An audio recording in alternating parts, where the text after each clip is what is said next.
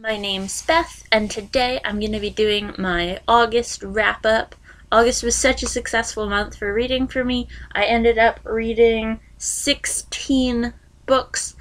Most of them were novels, and then there were a couple of graphic novels and comic bind-ups in there. But yeah, that's the most I think I've ever read in one month, and I don't know. This is probably going to be a long video because I do have 16 books here to talk about. I did participate in 2 readathons this month. The booktubeathon, which happened at the beginning of the month, and then the bout of books, which happened in the middle of the month. I will link wrap-ups for both of those down below, so if you want to see what I read during those, as opposed to the entire month, that'll be down below, and then the Goodreads pages for every single book will be down below, just in case I missed something and you want to know more about the book. So yeah, I think I'm going to get started because I do have a lot to go through. So the first book I read this month was The First 15 Lives of Harry August by Claire North. This book is about a man who is born the same life is reborn once he dies, as like in the same time period, everything, and he lives the same life over and over again until about the 11th life, when a young girl comes up to him and says that the world is ending, and then he has to spend the rest of his time trying to figure out how to stop the world from ending, or at least slow it down. I loved this book. I gave it 5 out of 5 stars. It was so good.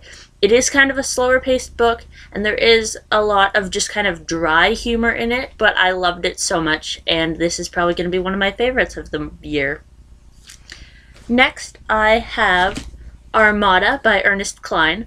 This is a sci-fi book which follows a boy slash man. I believe he's about 18. And he is into video games and plays Armada, the one video game, quite often, and all of a sudden he gets basically scouted into this real life version of Armada where he has to save the world from these alien creatures. It was really interesting. I've heard so many good things about Ernest Cline. I haven't heard a lot about this book, but I really enjoyed it. I gave it a 4 out of 5 stars. Just because there were some parts where I couldn't get into, but the rest of the story was really good. I have not read Ready Player One yet, but I might pick it up just because I really liked his writing style. I also listened to the audiobook of this because Will Wheaton is the narrator, and I really loved that. So yeah, I really recommend this one as well. Next, I picked up The Wicked and the Divine, Volume 1, The Fast Act. And this was really good. I really enjoyed it. It took me a bit to get into it, so I gave it a 4 out of 5 stars. But this graphic novel series, or this comic bind-up series, is about these 12 gods who return to Earth every 90 years as young people and only live for 2 years. So, yeah. This was a really good first volume, and I love the art style. It's just so bright and colorful, and I just really enjoyed this, so I give this 4 out of 5 stars.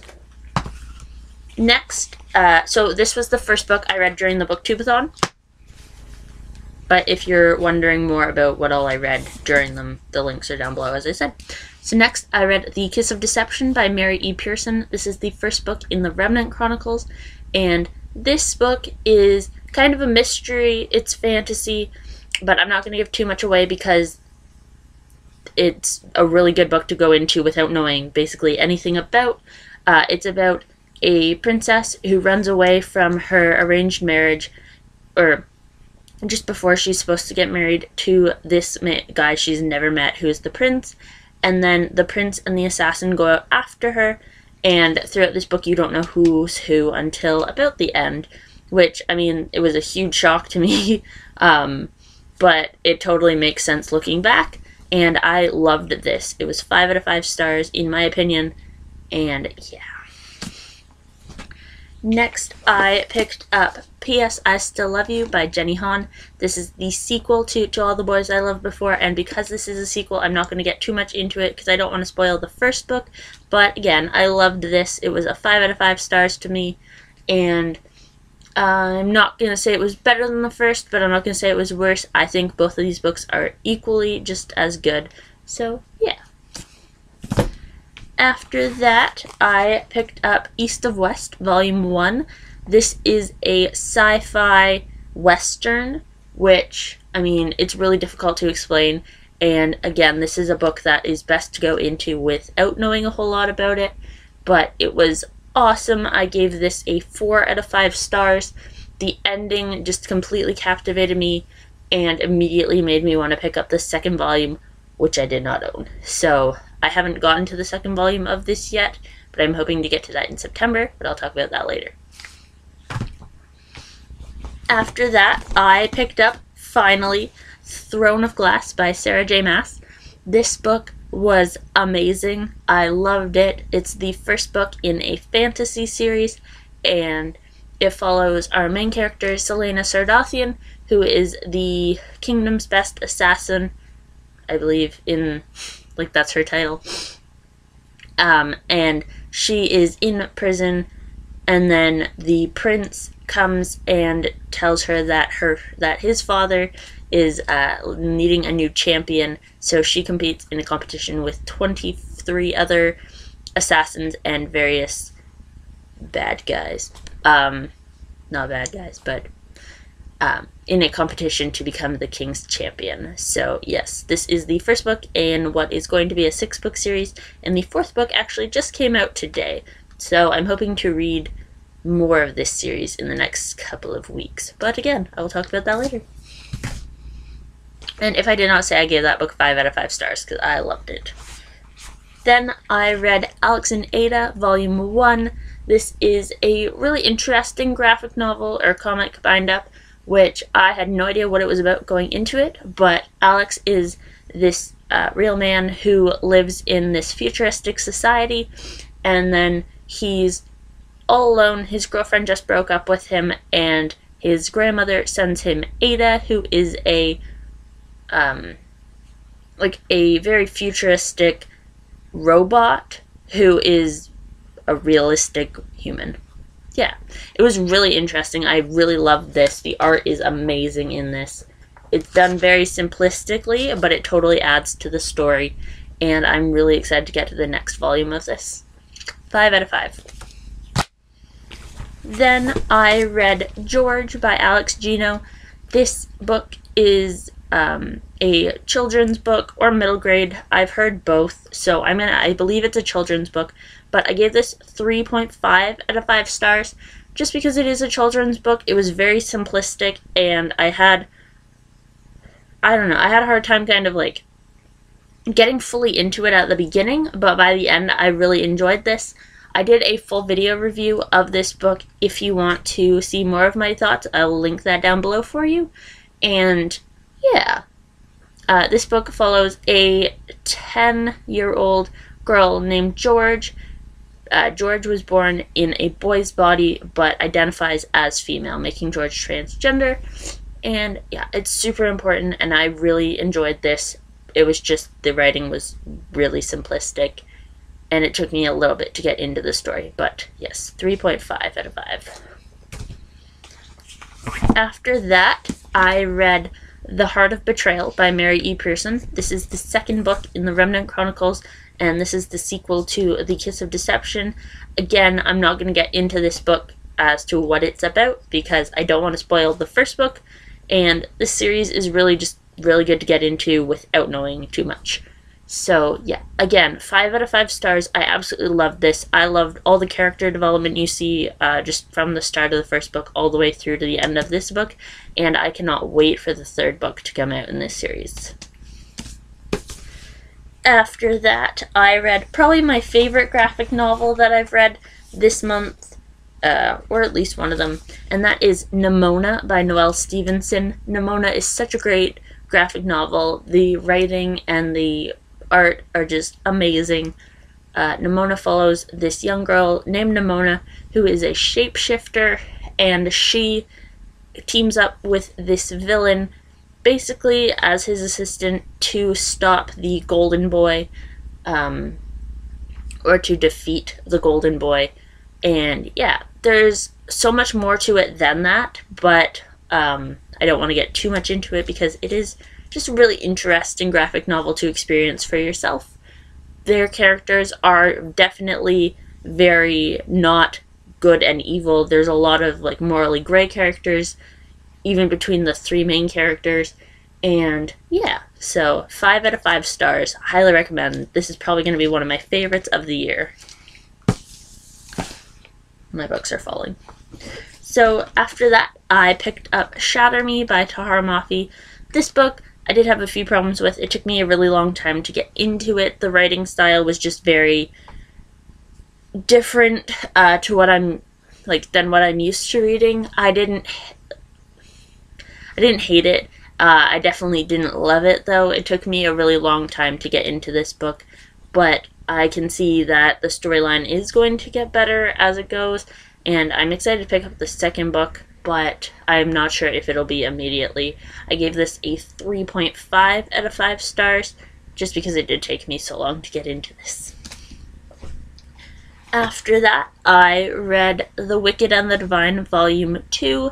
This one was amazing. I gave this 5 out of 5 stars. The art style is just so different than the first one, and I loved the art style in the first one. So yeah, this one's a lot brighter and more colorful, but it follows the same characters. There's a few new characters. It gives a lot of backstory to a lot of the characters from the first volume, and it was just such a good, thrilling read. I'm so excited to see where this story continues, but I'm not sure when the third volume comes out. Next, I read The Great Gatsby by F. Scott Fitzgerald. This is a classic, and I gave this a 4.5 out of 5 stars. I watched the movie version of this a couple of years ago before I read this, and I feel like if I had read this before the movie, I would have given this a 5 out of 5 stars, but because I've watched the movie first, I kind of knew what was going to happen, so it just kind of took out some of the surprise at the ending. But again, I thoroughly enjoyed this. I loved the writing style, and it was just such a really fast, quick read. So it was really good. Then I picked up... No, I didn't. Then I picked up The Winner's Curse by Marie Redkowski. This book is a political novel, historical fiction, fantasy. There's a lot going on with this book, but it was so good. This follows a 17-year-old girl who is the general's daughter who goes to this auction and buys a slave. There is so much more to this book than that, but again, this is one of those books where it's so much better to go into it not knowing too much, and I loved this. I gave it 5 out of 5 stars. I am so excited for the second book. And then the third book, I believe, comes out next year, or, yeah, next year, 2016. So I might hold off on the second book for a couple of months, just so I don't have to wait too long after that one, because I hear that one just kind of crushes your heart a little bit, so.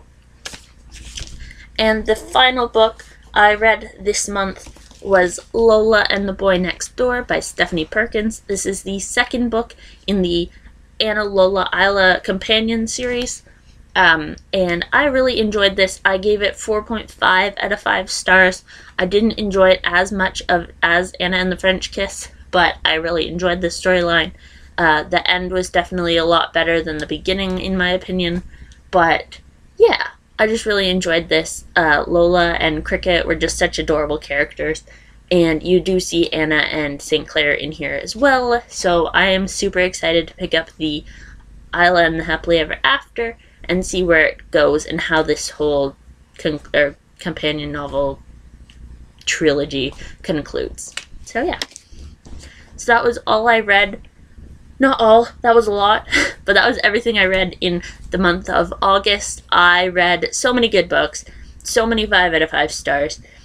And yeah, I would say my 3 favorites were Nimona, The Winner's Curse, and I don't know, there were so many good ones. Probably The Heart of Betrayal, but it might have been Throne of Glass. So, yeah. In the comments below. Let me know what you read in August, or link your wrap up down below. And I might have a September TBR in a couple of days, so I will see you really soon. Yeah. So until next time, have a great day or night whenever you're watching this. And yeah. Bye!